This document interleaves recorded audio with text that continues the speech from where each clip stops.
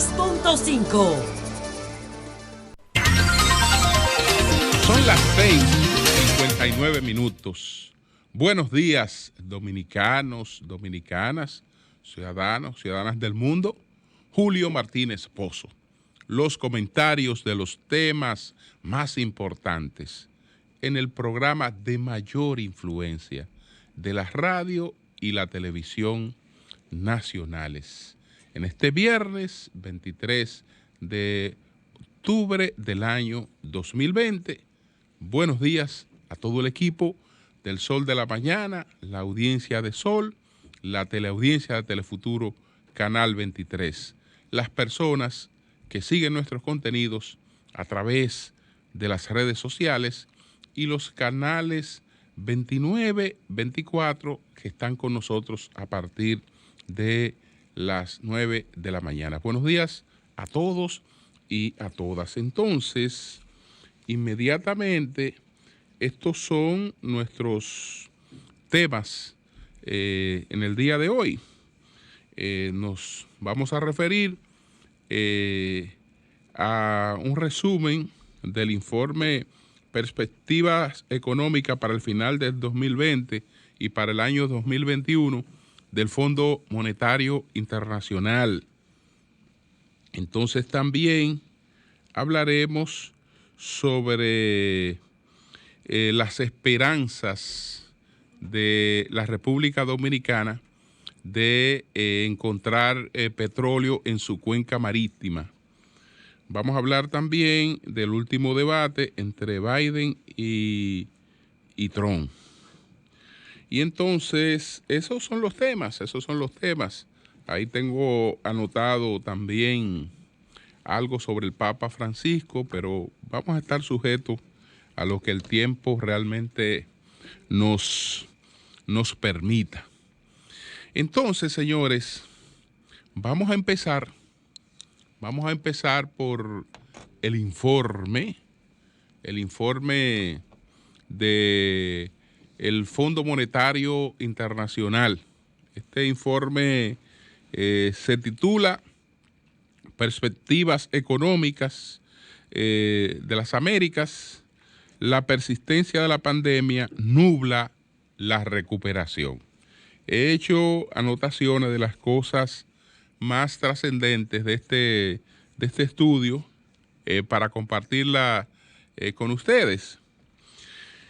Bueno, la economía dominicana, pues aquí aparece con una proyección de descrecimiento, de caída para el 2020 de un 6%.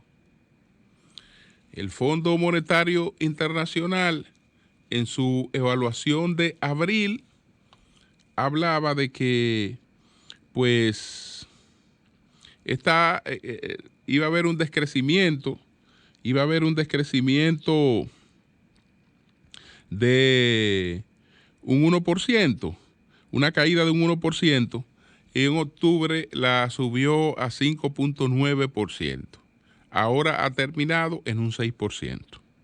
Esa es la situación. Hay una proyección para el año próximo que será un año de cierta recuperación, porque se habla de una recuperación de un 4%.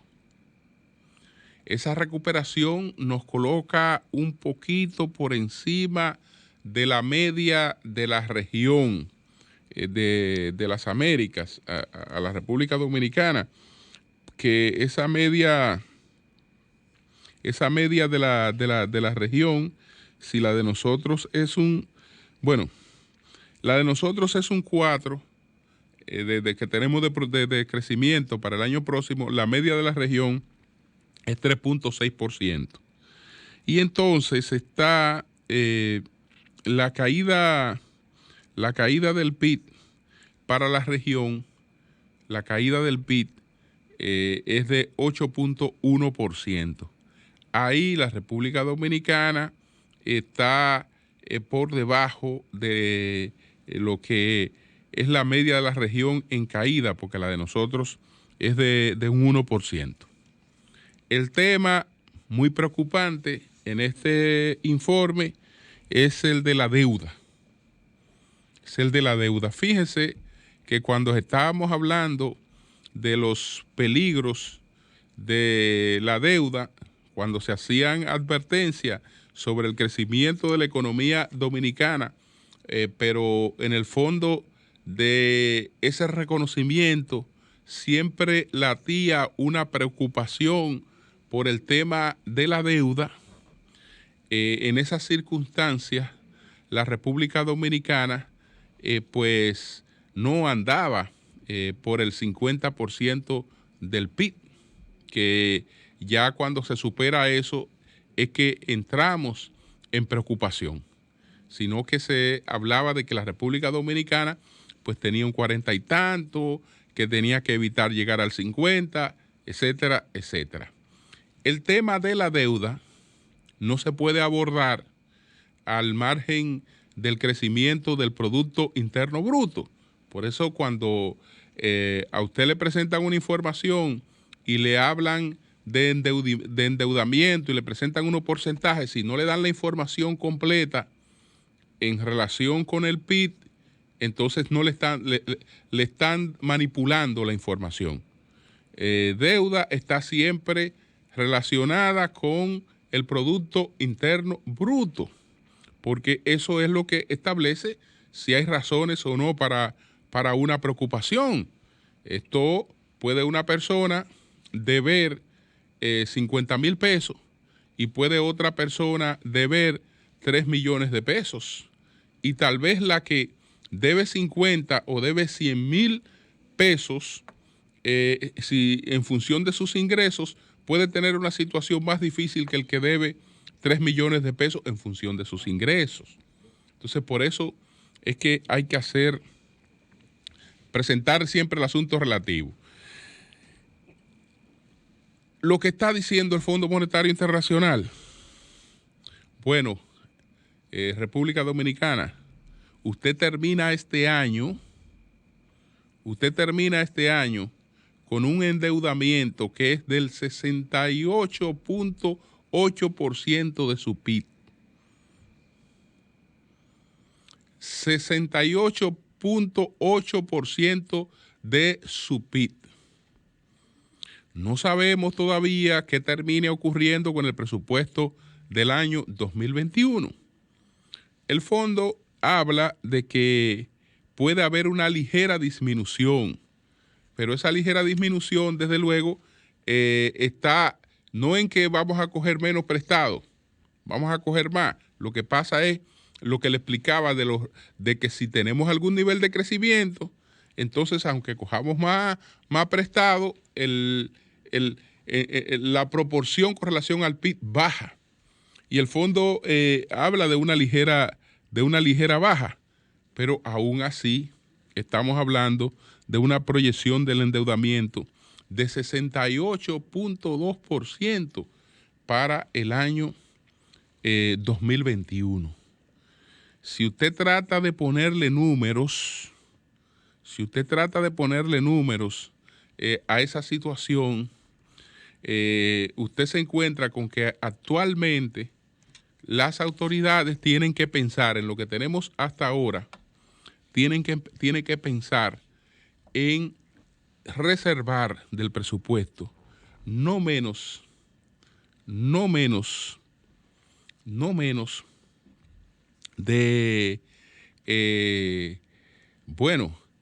no llegamos a los 200,000 millones, podemos quitarle 20,000, no menos de 180,000 millones. 180,000 millones, 179,000, 178,000, como usted lo quiera poner, nada más para cumplir con compromiso de deuda. Eso es en las proyecciones actuales, sin ver lo que va a ocurrir, porque hasta ahora las autoridades han apelado al tema del endeudamiento, que sabemos que era necesario, sabemos que era necesario. La discusión está en si llevado al ritmo que se ha estado llevando y si hay otras cosas que pudieron manejarse de otra forma. Esa es una discusión, pero ahí tenemos el grave desafío. Tenemos el grave desafío. Cuando usted toma un presupuesto y ya usted tiene, vamos a ponerle lo que se tome de endeudamiento, y ya usted tiene que 200,000 millones de pesos de ese presupuesto hay que apartarlo para deuda. Entonces tiene el compromiso con la educación. Con la educación, entonces hay serios límites y la imposibilidad de incrementar esos ingresos por vía del incremento de los impuestos en una situación de crisis. Esa es la situación que nos describe este último informe del Fondo Monetario Internacional. Entonces, por otra parte, ayer pues se consolidó una apuesta de la República Dominicana por encontrar petróleo en exploraciones distintas a las que hemos estado llevando a cabo hasta el momento. El país siempre ha tenido la esperanza de hallar petróleo comercialmente explotable, pero nuestras exploraciones hasta ahora, que deben haber varias empresas, hay momentos que hemos tenido hasta 3 empresas haciendo exploraciones en el territorio nacional, buscando la posibilidad de petróleo. Todo esto hasta ahora ha sido en tierra firme. Todo esto ha sido en tierra firme. Las autoridades anteriores, después de realizar algunos estudios, pues trazaron un camino distinto. Ese es el camino que nos ha llevado a lo que anunció el presidente Luis Abinader en el día de ayer. En el año 2019, entonces, se hizo una licitación internacional para una exploración petrolera, la llamada SP2, que sería en aguas del Mar Caribe, en el área de San Pedro de Macorís, SP2. Y entonces la ganó esta empresa que anunció el presidente Abinader y el ministro de Energía y Minas en el día de ayer. Esta empresa que tendrá esta exploración, que es la empresa, parece que se llama Apache, la empresa que está a cargo de esta exploración minera, que fue la que ganó esa licitación. Fue la única que participó, que llenó los requisitos, etcétera. Parece que tiene ya indagatorias e información previa y llenó los requisitos. La apuesta es interesante, la apuesta es importante. El Estado dominicano no está haciendo uso de sus recursos para estas exploraciones. Las exploraciones, el costo de las exploraciones está a cargo de la empresa, que ha proyectado invertir unos 13 millones de dólares en sus exploraciones. Si esas exploraciones dan el resultado de que aparece petróleo en esa cuenca marítima, entonces ya viene lo de la explotación, cuyo costo en términos de infraestructura también corre por parte de la empresa. Y entonces la República Dominicana tendría un 40% de los beneficios de esa explotación petrolera. Eso fue eso es lo que establece este contrato. Eso es lo que establece esta negociación que se llevó a cabo después de un proceso bastante arduo que llevó a cabo el señor Antonio Isa Conde, muy bien asesorado por gente que tiene bastante experiencia en eso. Y sobre esa base se hizo ese contrato que el gobierno anunció en el día de ayer. Yo he insistido en algo y no lo he hecho ni por necedad ni por restar méritos. Por el contrario, eso lo único que habla bien de la continuidad. El licenciado Luis Abinader no se debe sentir mal por esto. No se debe sentir mal por esto. Él llegó a la presidencia de la República en medio de una crisis que probablemente le ha hecho variar su agenda.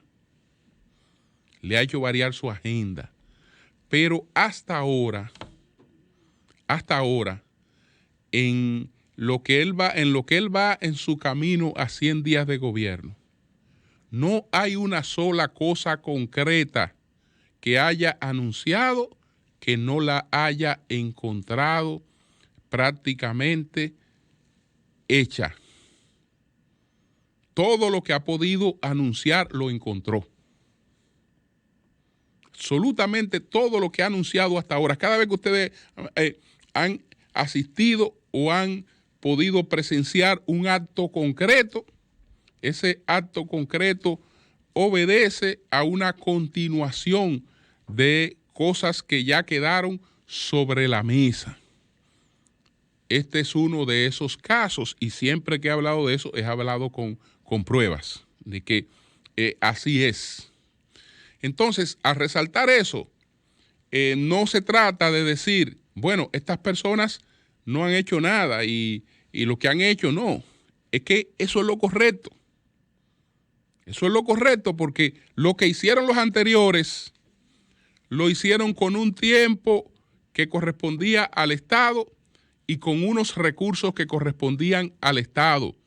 Entonces, de toda esa labor, el único dueño es el contribuyente, es el Estado dominicano. Entonces, que esas cosas sigan hacia adelante, eso es importante. Lo que es importante también, porque eso le da mucho más valor, es que siempre que esto ocurra, estas cosas queden claras. Porque lejos de dañar a la administración actual, la benefician. ¿Por qué? Porque cualquier cosa que ya venga con este sello, que sabemos que ha pasado, digamos, por la revisión de autoridades de dos gobiernos, le da la sensación a la gente de que es un asunto factible, que puede tener éxito. Y demuestra, eso sí hay que reconocerlo, todas estas cosas evidencian la calidad de gobierno que encabezó Danilo Medina Sánchez. Fíjense todas las cosas que logró hacer el presidente Danilo Medina y fíjense todas las cosas que dejó terminada prácticamente el gobierno del presidente Danilo Medina. Ayer, don Antonio Almonte, ministro de Energía y Minas, y el presidente pusieron las palabras y la presentación de este anuncio. Lo propio ocurrió cuando van a la cuestión esta del puerto de Barahona. Lo propio ocurrió cuando presentan, que lo hicieron en la primera semana de gobierno, cuando presentan el reglamento de la ley de alianza pública-privada. En 3 días, en una semana, nadie puede elaborar un reglamento. Ese reglamento estaba ahí y lo presentan. Cuando en la primera semana de su gobierno el presidente Luis Abinader se va a Pedernales, va sobre la comodidad de un master plan que ya está ahí. Sobre un master plan que ya está ahí, trazado y todo. Y no sobre la base de caprichos o de que a un funcionario se le ocurrió esta genial idea y a otro se le ocurrió aquella genial idea y ellos sin saber de ese asunto se pusieron y la llevaron a un plan. No. Detrás de cada una de esas cosas hay una licitación pública internacional y probablemente las manos más expertas del mundo en su elaboración, como ocurrió con el master plan de Pedernales. Pero lo propio ocurrió con el master plan de Las Terrenas, lo propio ocurrió con el master plan de Manzanillo. Son cosas que están ahí iluminando, trazando el camino de una labor gubernamental, pero no salieron del capricho antojadizo de que a veces que yo soy presidente y se me ocurre que yo paso por aquí, aquellas luces están encendidas, se me ocurre que la puedo mandar a apagar de esta manera. No, no, no.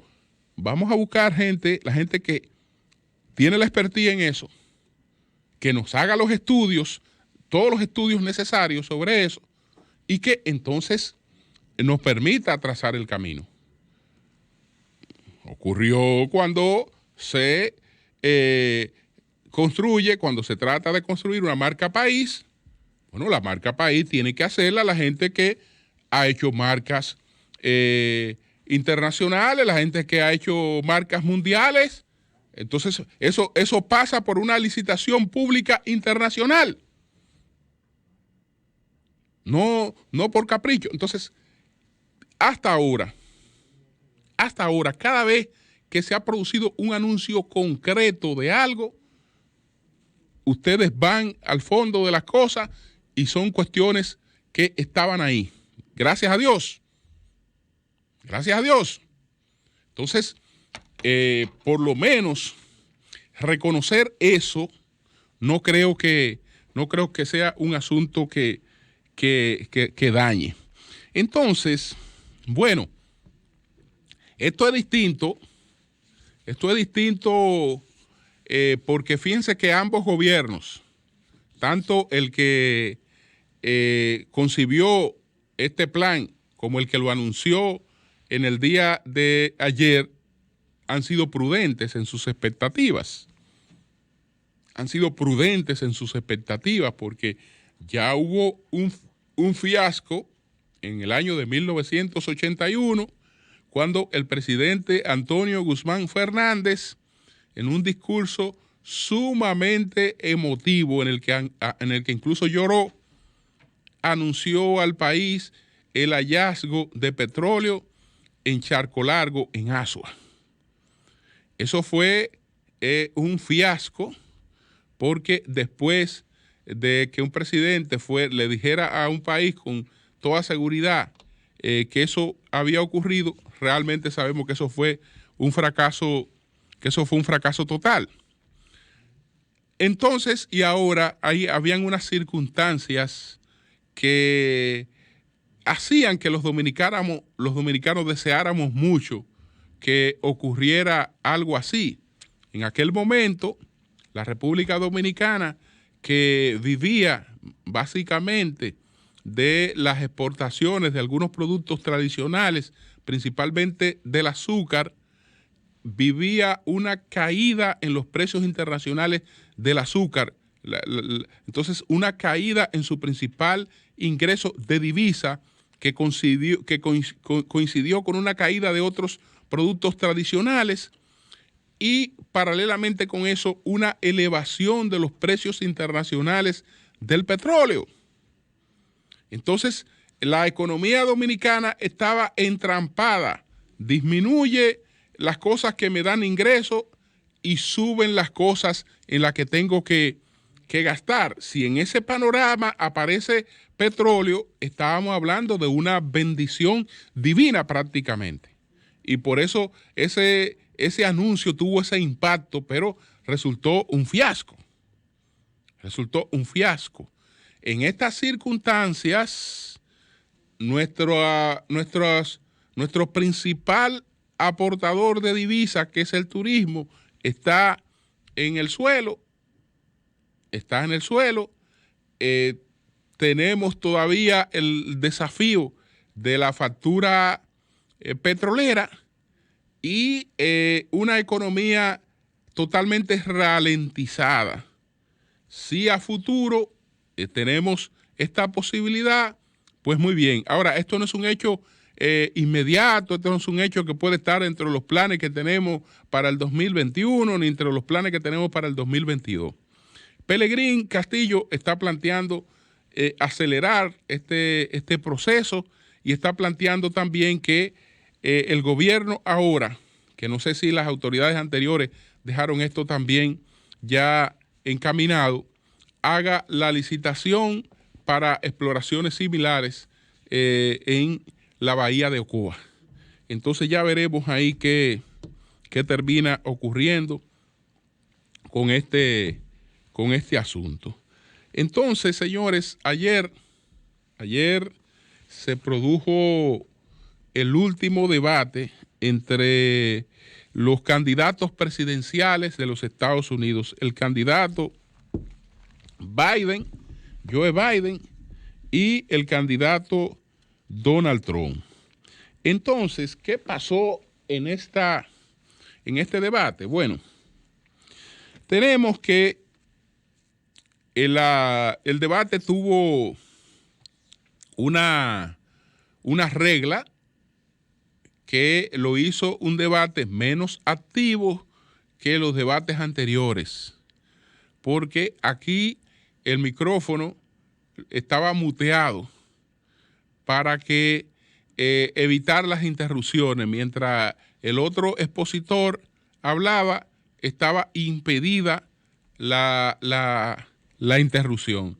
Tal vez eso hizo el debate menos animado, pero de todas maneras se reiteraron cosas que se habían debatido, pero que están ahí y forman parte de los elementos que la gente tendrá que contrapesar. Trump tiene el baldón negativo en el que insiste Biden de 220,000 muertos por el coronavirus. Él dice que ha sido reconocido, sigue haciendo hincapié en el tema de la vacuna con relación al tema del coronavirus y culpando a China de la situación que se ha presentado. Esto es lo que tiene que ver con el coronavirus. Sobre la incidencia de Irán y de Rusia, ahí Trump fue un poquito más agresivo porque acusó a Biden, al expresidente Biden, de haber recibido financiamiento de Rusia por el orden de 3.5 millones de dólares. El expresidente Biden ahí se colocó a la defensiva.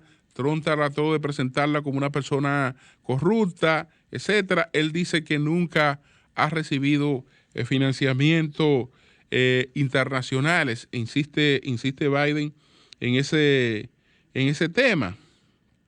Entonces, el tema de el sistema de atención sanitaria asequible, el llamado Obamacare, que ha creado siempre una diferencia entre demócratas y republicanos.